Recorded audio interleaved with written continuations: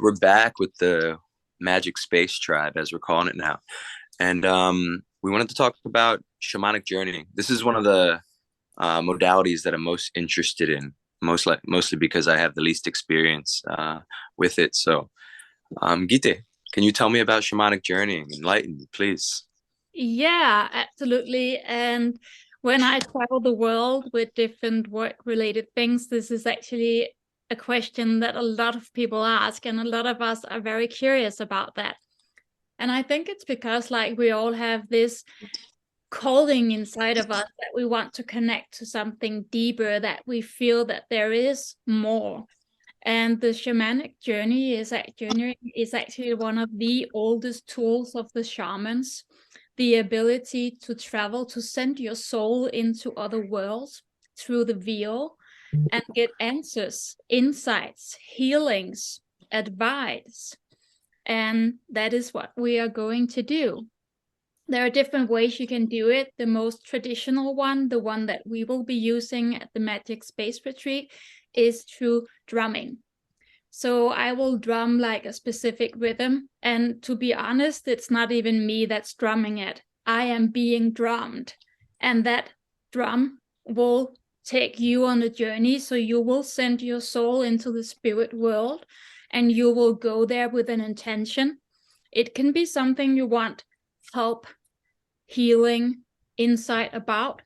And there are specific steps you'll take, and I will help send you there, and you'll step into the other worlds and get your answers. Wow. Um, so oftentimes we begin facilitating something that's been extremely powerful for us personally. I'd say probably 100% of the time. Otherwise, we wouldn't be inspired, or we wouldn't be good teachers. So maybe you can tell me about some of your most profound downloads when experiencing a shamanic journey. Oh yeah, and I love your question, but that is actually like such a tough question because Maybe people. personal, so No, don't feel like no, that. I don't even mind that. I feel absolutely fine, but it's because like I don't want to give the impression that there is a right and a wrong. I Mm, would say like sometimes it's extremely specific what you get in. But also what I want to say before I continue is like we have this idea that we saw something perhaps on TV that we will have like this in a movie and you will have all the answers. And I like to like tease my students and says it's not like you are asking to get healthy or rich and then like a deer will show up with the lotto numbers. It doesn't work like that because mhm. sometimes you see something, sometimes you hear something, you memorize something, you have a feeling, a sense of something, and it can be pretty direct. I have had like very direct answers. Like one time, which was actually in December a couple of years ago, I was just like traveling and asking like, what is like the next step on my way?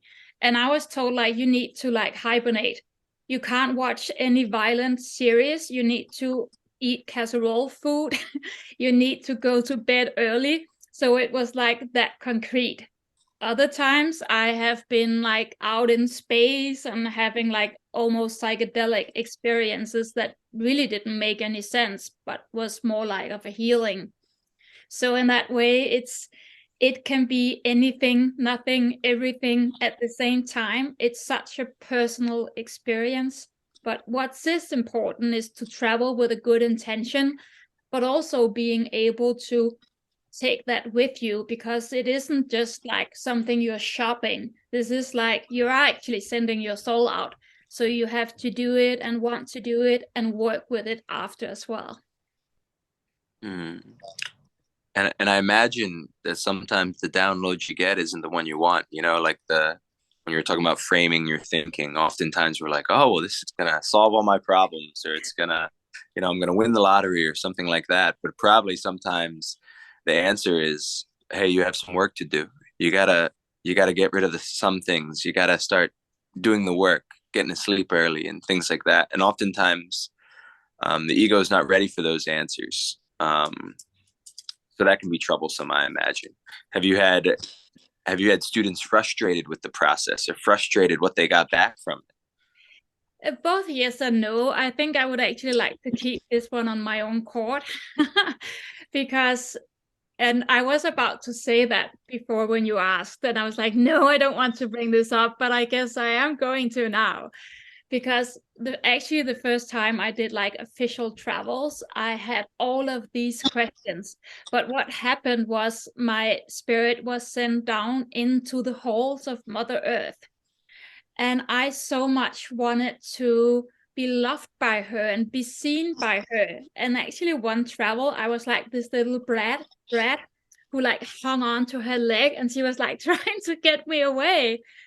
And I realized that before I could pass on with my other shamanic work, that I had like a connection wound that I need to work with. And I needed to find a way to just connect without like being so needy.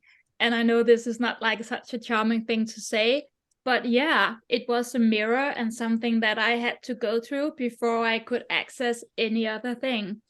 So this can absolutely also happen, not just for me, but for everyone traveling.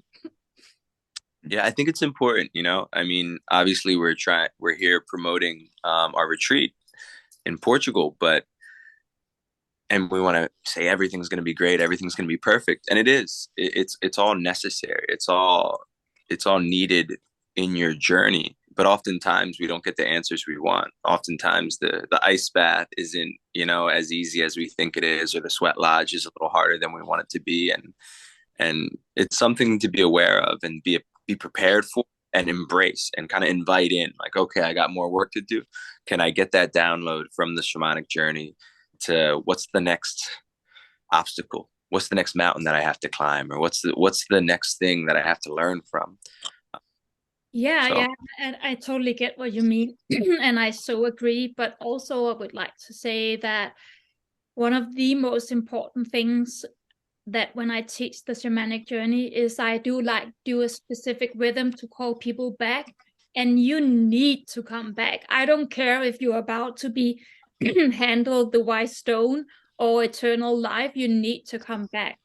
But most people actually do resist that a little bit because mm, it's also such a beautiful, loving place to be.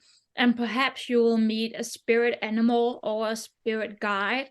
And having that connection is so beautiful because it means from now on you are never alone.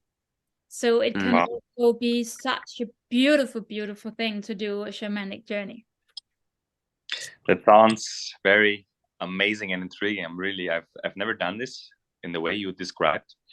So also I was interested, you said you are kind of channeling it, you kind of the medium, you allowing it to happen. Do you connect with a certain with a certain spirit, or how do you enter this Yeah, state? yeah, and I love your question, Max. I first of all, like I think for me, the shamanic practice a lot about connecting to earth.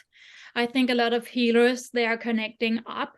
For me, part of that shamanic thing is actually connecting to Mother Earth herself. And then I have different drums, and in each drum, I have actually invited in a spirit guide.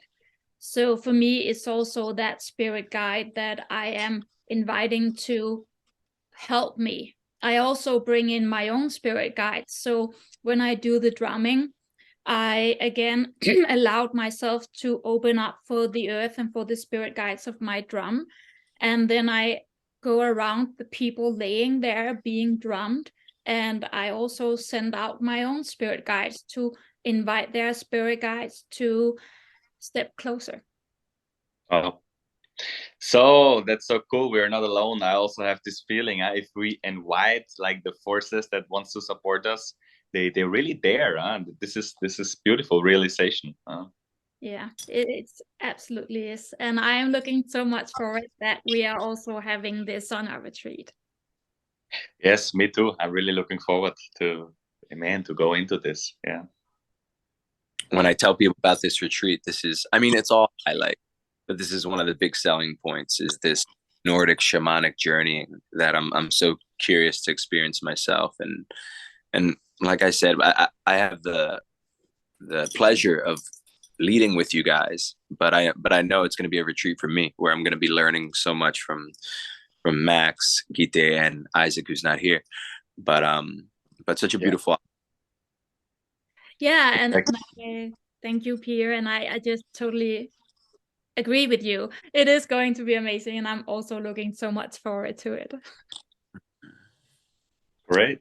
I guess that'll do it for today. We'll be back with some more modalities, more things to talk about, and more ways to intro you and prepare you for May in Portugal. We hope to see you guys all there. Bye.